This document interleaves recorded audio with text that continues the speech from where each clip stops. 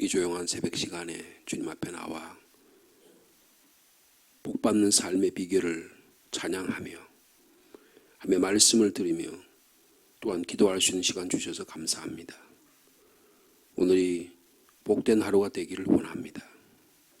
주님을 깊이 이해하며 주님의 말씀을 우리의 삶 속에 중심에 받아들이며 우리가 어떻게 살아야 할지 깨닫는 지혜로운 하루가 되게 하여 주옵소서.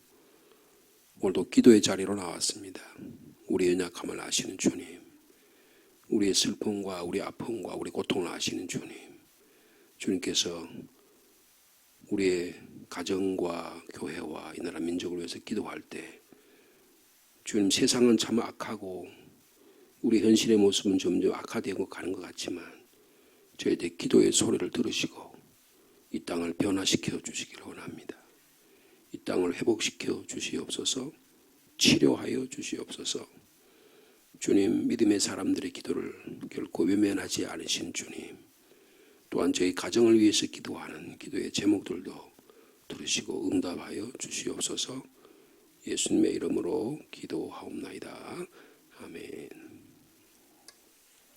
오늘은 사무엘 하의 말씀 묵상하겠습니다. 사무엘 하 1장 1절에서 16절까지 말씀입니다.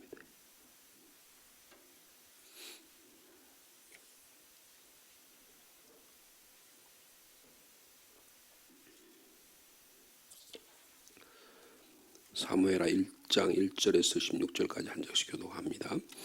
사울이 죽은 후에 다윗이 아말렉 사람을 쳐 죽이고 돌아와 다윗이 시글락에서 이틀을 머물더니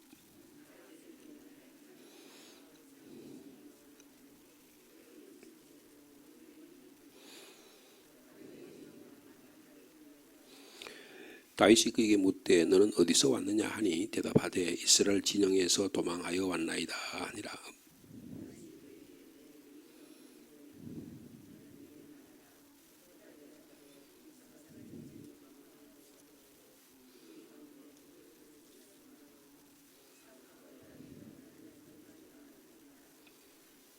다윗이 자기에게 알리는 청년에게 묻되 사울과 그의 아들 요나단이 죽은 줄을 내가 어떻게 아느냐?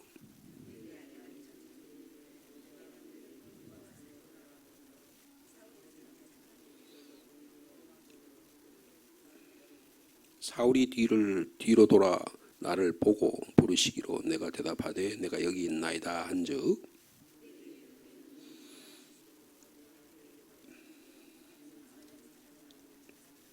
또 내게 이르시되 내 목숨이 아직 내게 완전히 있으므로 내가 고통 중에 있나니 청하건대 너는 내 곁에 서서 나를 죽이라 하시기로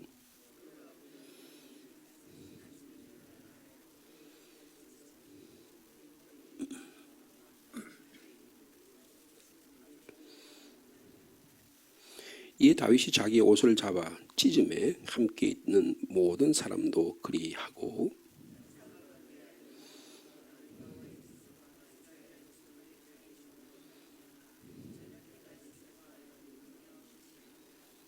다윗이 그 소식을 전한 청년에게 묻되 너는 어디 사람이냐? 대답하되 나는 아말렉 사람 곧 외국인의 아들이니이다 하니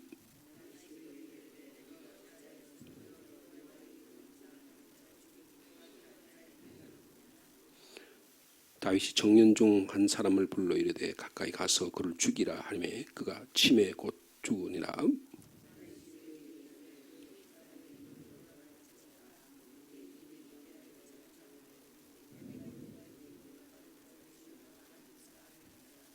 아멘.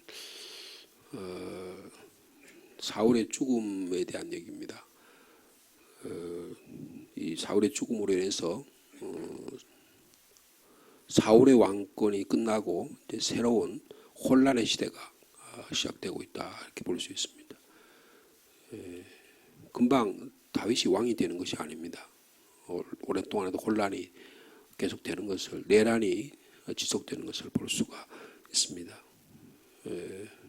오늘 지금 우리에게 내용을 보여주는 대로 사울은 전쟁에서 비참하게 패배를 합니다. 사도 바울의 표현으로 빌리면 성령으로 시작했다가 육신으로 끝나는 인생이 사울이다. 그렇게 볼 수 있습니다. 갈라디아 3장 3절에 어떤 갈라디아 사람들은 너희들이 성령으로 시작했다고 왜 육신으로 끝나느냐. 그렇게 얘기합니다. 여러분, 믿음으로 시작해서 믿음의 삶으로 끝나는, 혹시 우리가 육신의 사람으로 태어났을지라도 성령의 사람으로 주님 앞에 나아가는 그런 성령의 사람 되기를 축복합니다. 성령으로 시작했다가 육체로 끝났다는 게 무슨 뜻이에요? 자기 자신과의 싸움에서 패배했다, 그런 뜻입니다. 그러니까 하나님과의 관계 속에서 살아가는 것으로 우리의 삶의 문이 열려야 되는데, 하나님과 관계를 깨달았다가 자기 자신이 삶의 주인인 것처럼 자기 자신의 삶을 종결하는, 참 안타까운 모습이 사울이라고 하는 사람입니다. 왜 그럴까요? 내 삶이 하나님의 개입과 하나님의 주권과 하나님의 은혜와 하나님의 사랑으로 다 정해져 있고 엮어져 있다는 사실을 사울이 깨닫지 못했다는 거예요. 내 부분이나 감정에 있어서 그래 하나님이 있었으면 좋겠다, 이런 마음이 있었을 거예요. 그러나 진짜로 매일매일의 삶 속에서 하나님이 나의 삶을 지배하시고 하나님이 통치하시고 하는 것을 받아들이지 못했다, 그 말이에요. 여러분, 이거 쉽지 않습니다. 그러니까 자신과의 싸움에서 그러니까 무슨 말이냐면, 나의 삶의 현실을 하나님이 함께하는 삶이라고 받아들이는 일이 쉽지 않다, 그 말이에요. 그러니까 주로 마귀 사탄의 지배를 많이 받습니다. 거짓된 문화의 지배를 받는 거예요. 내가 삶의 주인인 것처럼 자꾸 현대 문명은 자꾸 너가 할 수 있어, 너가 최고야, 네가 생각하는 대로 네 경험대로 하면 맞는 거야 라고 계속적으로 주문하는 거예요. 여러분, 학교의 가르침도 그런, 세상의 가르침도 다 그런 것들입니다. 근데 성경은 아니라는 거예요. 하나님이 너의 삶의 주인이라고 계속 말씀하시는 거예요. 그러니까 거짓된 상황 인식이에요. 그러니까 여러분, 현대인들의 굉장히 복잡한 정신적인 질환을 많이 갖고 있습니다. 엄청난 우울한 스트레스를 갖고 있고요. 대부분의 경우가 우울증을 갖고 있어요. 근데 그게 얼만큼 현실적으로 드러나느냐 드러나지 않느냐일 뿐이지, 어떤 계기가 되면 이게 사울은 어떻게 하면 이게 광기로 드러나는 거예요. 비교의식이 광기로 드러나면 미치는 거예요. 그리고 사울이 미치잖아요. 어떻게 하면 자기 아들도 창으로 찔러 죽이려고 그러잖아요. 자기에게 충성을 다한 다윗에게 몇 번이나 창을 가지고 찔러 죽이려고 그러고, 평생 동안 3,000명을 데리고 다니면서 정예부대를 데리고 다니면서 공수부대 3개 여단을 데리고 다니면서 3,000대 부대를 데리고 다니면서 날마다 다윗 죽이려고 돌아다닌 자예요. 다윗은 한 20년 동안 이 고생을 합니다. 다윗이 한 20살에 골리앗을 죽였는데요, 40살에 왕이 돼요. 그러니까 20년 동안 유대 광야 생활을 했다고 보시면 되는 거예요. 젊을 때 엄청 고생한 사람이 다윗입니다. 왜 그래요? 사울이라는 사람의 거짓된 상황 인식 때문에 그런 거예요. 광기에 휘둘려가지고 자꾸 계속 방황하는 거예요.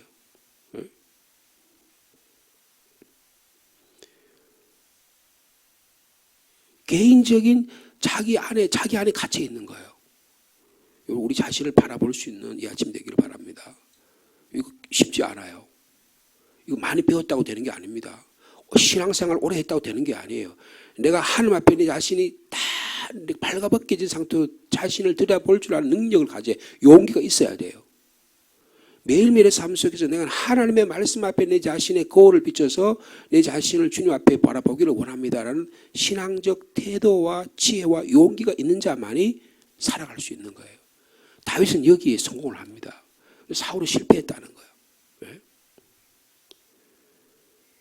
하나님의 말씀이 아니라 개인적인 질투와 증오심으로 사울이라는 사람은 전쟁에 임하기 전에 이미 실패를 했어요.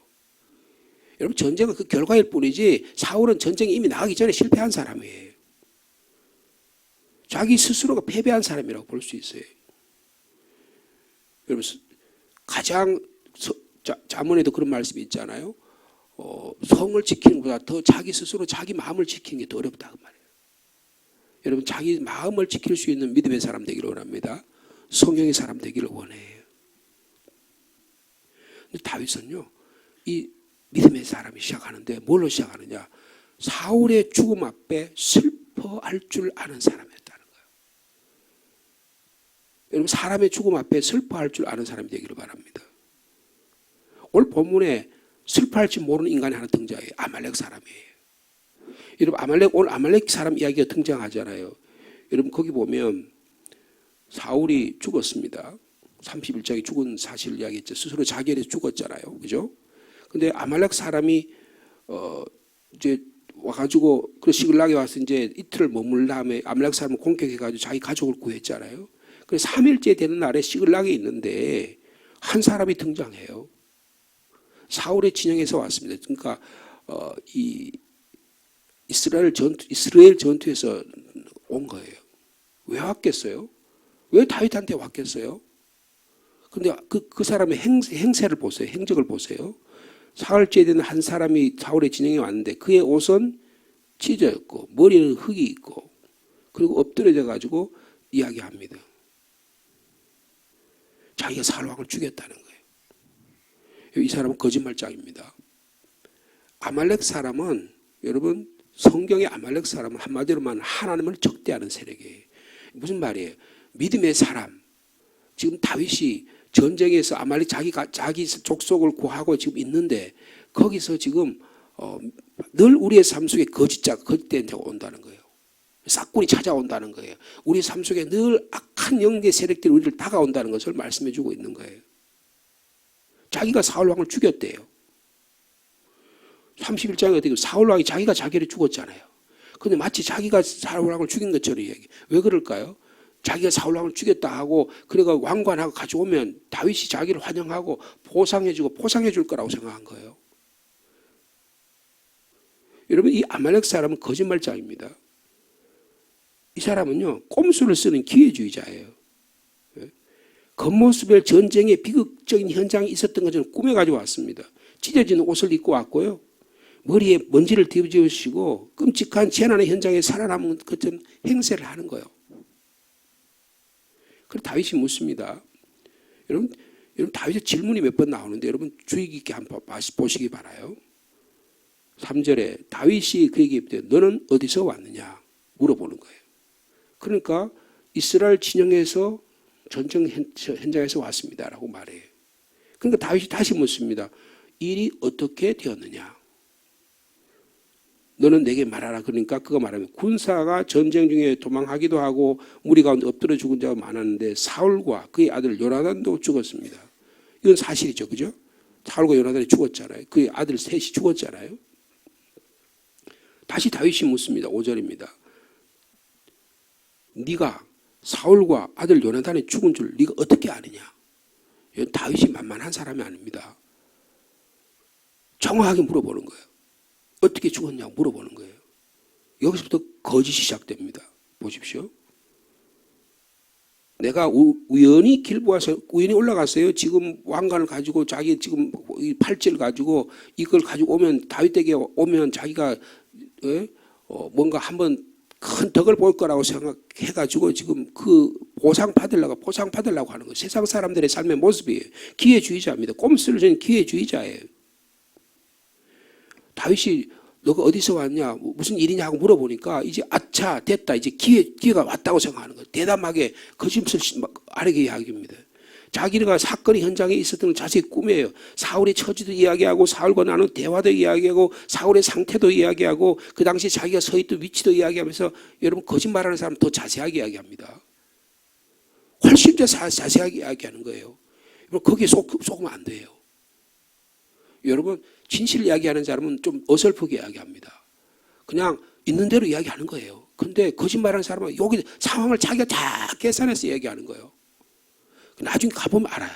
아, 저게 거짓말장이었구나. 저게 기회주의자였구나 볼 수 있는 거예요. 여러분 우리 지혜가 있기를 바랍니다. 세상의 사람들은 기회주의자예요. 꼼수를 씁니다. 막 맞춰가지고 이야기를 하려고 그러는 거예요. 그래 상대방의 마음에 쏙 들게 말하는 거예요. 여러분 그런데 쏙 꼴딱 넘어가면 안 돼요.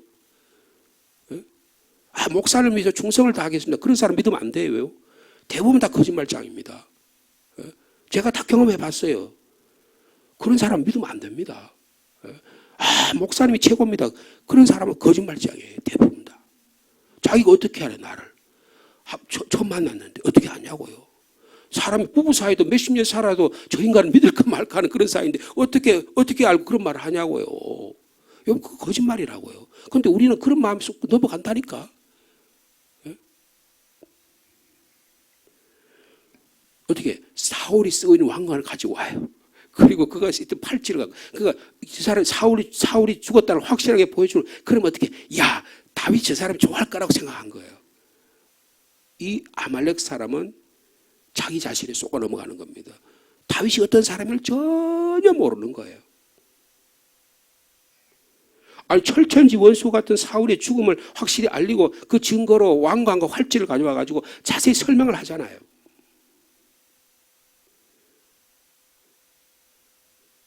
근데 여러분 여기 보세요.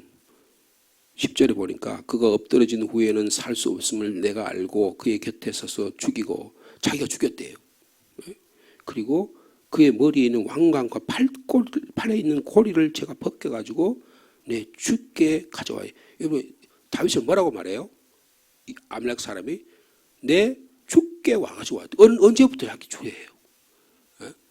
철천지 원수인데 언제부터 다윗이 자기 주냐고요.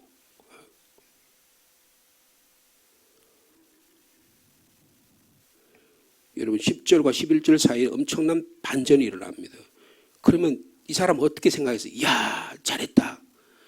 이 사람에게 보상을 줘라 이렇게 기대한 거 아니에요. 근데 이 사람 다윗이 반응해 보세요. 자 우리 11절과 12절 말씀 같이 읽겠습니다. 시작. 이에 다윗이 자기의 옷을 잡아 찢음에 함께 있는 모든 사람도 그리하고 사울과 그의 아들 요나단과 여호와의 백성과 이스라엘 족속이 칼의 죽음으로 말미암아 저녁 때까지 슬퍼하며 울며 금식하니라.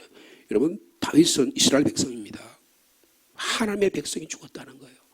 하나님의 기름 부은 자가 자기가 왕으로 섬기던 왕이 죽었다는 거예요. 그런데 이 아말렉 사람은 어리석은 자입니다. 잘못된 생각을 갖고 있는 거예요. 다윗에 대한 무지한 생각을 갖고 있는 거예요. 다윗이 어떤 사람인지 전혀 모르는 사람이에요. 슬피 웁니다. 상당한 보상을 받을 것으로 기대했는데 전혀 그렇지 않아요. 저 사람이 우네? 아니 저 사람이 지금 나를 보상을 주고 이렇게 생각했는데 갑자기 저 사람이 막 옷을 찢고 막 울기 시작하네. 이게 무슨 일이야? 당황하기 시작하는 거예요. 여러분 거짓말은 성공할 것 같지만 오래 가지 못합니다. 이 아말렉 사람이 마음이 어떻게 했어요? 이상했겠죠? 서늘해졌겠죠? 이게 무슨 시츄에이션이야? 그렇게 되겠죠. 그죠? 왜 이 다윗은 환영 축제 행사를 행하지 않고 철천지 원수가 졌는데 저작자가 왕관을 쓰고 팔꼬를 차고 왕 행사를 할 것 같은데 왜 기뻐하고 감사하고 그렇게 하지 않지? 나를 왜 축하해 주지 않지? 그런 생각을 한 거예요.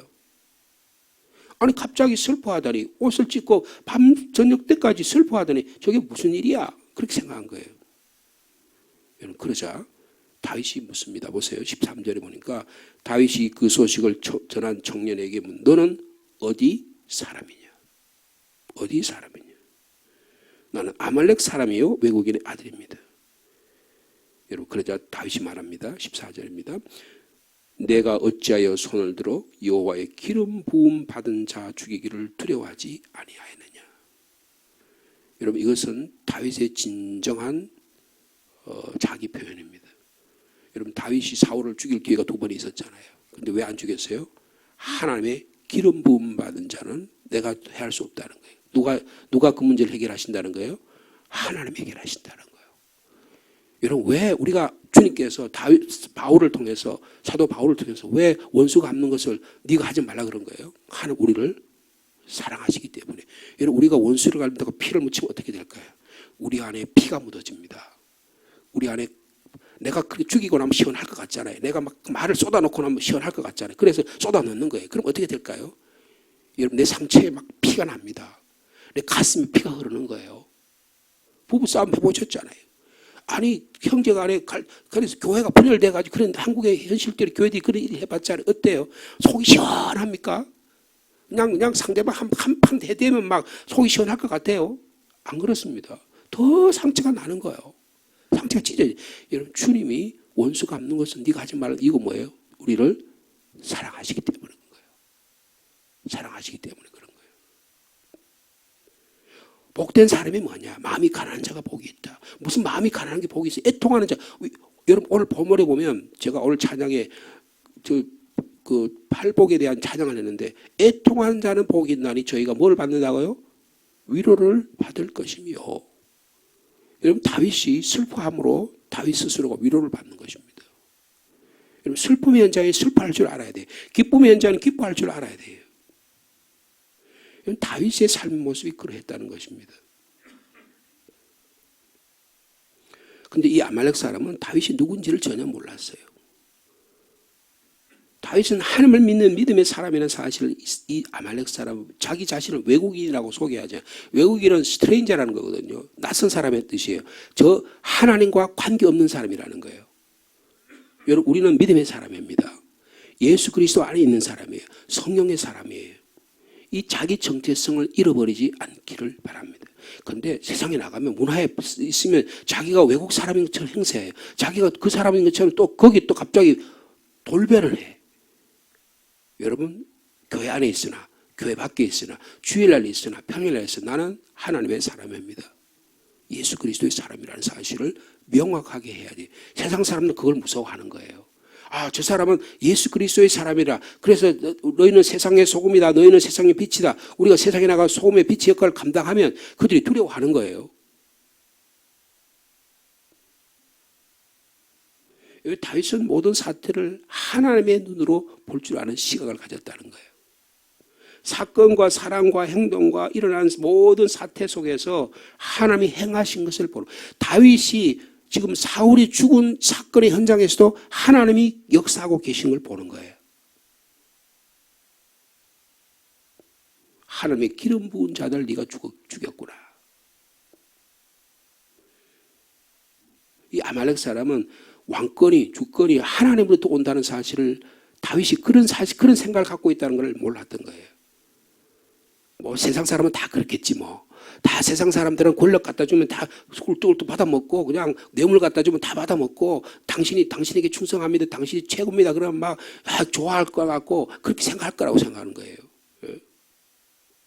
모든 사람들은 사건과 상황을 출세, 승진, 수단으로 삼으려고 음모를 꾸미는 세상의 기회자로 살아가는 거예요. 제 동생이에요. 바로 밑에 동생이 저하고 4살 차이인데요. 중앙대학교 수학과를 나왔어요. 근데 이제 그래서 교생 실습을 해가지고 이제 학교 우리 어머니 소원이 뭐냐면 우리 어머니가 초등학교밖에 못 나오셨거든요. 옛날에 우리 외할머니가 여자가 배우면 안 된다 그렇게 해가지고 학교를 안 보내셨어요. 공부를 너무 잘하셨는데. 그리고 우리 어머니 소원이면 자식 가운데 자식이 학교의 선생이 되는 걸 꿈이었었어요. 본인이 그걸 하시길 원하셨으니까. 그 제가 대학교 교수가 되기를 원하셨겠죠. 근데 제가 대학 교수 안 하고 목사가 됐잖아요. 그 제 동생이 말이에요. 대학을 수학과를 졸업한 다음에 교생 실습을 나갔어요. 그래가지고 거기서 이제 자기 남편을 만났어요. 그리고 우리 제 매제는 그래서 서울에 있는 학교에서 국어 선생을 했어요. 한양대 국문과를 나가지고 국어 선생을 하다가 퇴직을 했습니다. 그 제 동생도 그래가지고 교생 실습까지 만난 거예요. 그 동생도 수학과 나왔으니까 수학 선생 하기를 원했어요. 그래가지고 어느 학교에서 이제 교생 끝나고 거기서 가서 이제 했는데 그 학교에서 돈을 요구하는 거예요. 그러니까 얼마 줘야지만 학교 가서 선생 노릇을 할 수 있는 거예요. 그래서 제 동생이 고민을 많이 했어요. 저희 아버님하고 이야기했어요. 우리 아버님이 그렇게 얘기했대. 너 그렇게 해서 돈 주고 교생 70회 학교 선생 돼가지고 네가 그래서 생활하는 게 낫겠나? 아니면 네가 거기서 어떻게 하는 게 좋겠나? 네 스스로 판단하라 그랬대요. 근데 제 동생은 그런 길을 선택하지 않았습니다. 저는 그 사실을 보고 우리 아버님이 올바른 판단을 하셨다는 생각이 들어요. 다 그렇게 살아가잖아요. 다 그렇게 살아가면 내가 우리 아버지 믿을 만한 사람이라고 나는 생각했어요. 자식을 위해서 돈 투자해가지고 돈 그래가지고 그 일본 말로 와이로 먹인다 그러잖아, 그죠? 그래가지고 돈 얼마 뭐 몇 천만 원 주고 하면 그러면 평생 직장 생활해가지고 자식은 할 수 있을지 몰라요. 그런데 무엇을 심어줍니까? 세상은 다 그런 거야. 그러니까 그렇게 살아가는 거라는 걸 자식이 만약에 부모가 자식이 그걸 심어줬다면 제 동생의 마음속에 어떤 생각이 있을 거예요? 늘 세상이 그런 거니까. 그럼 믿음은 다 상실해버리는 거예요. 믿음 잃어버리는 거예요. 근데 저희 아버님은 제 동생에게 그 믿음을 잃지 않도록 지켜주셨어요. 세상 이 아말렉 사람에게 뭐예요? 출세와 승진과 모든 걸 수단으로 삼으려고 하는 그 음모의 세계에서 우리를 만들어 가려고 하는 거예요. 기회주의자의 특징입니다. 하나님의 주권은 전혀 통치 없어요. 교회 나와서도 하나님의 통치, 하나님의 역사, 하나님의 사랑 별로 관계없어요. 교회를 통해서 자기 권력을 이용하고 자기의 뭐를 이용하기 위한 수단과 방법으로 하나님을 이용하고 예수 팔아먹고 성령을 싼값으로 팔아먹는 거예요. 목사들이 제일 그런 장사를 많이 한다고요. 왜?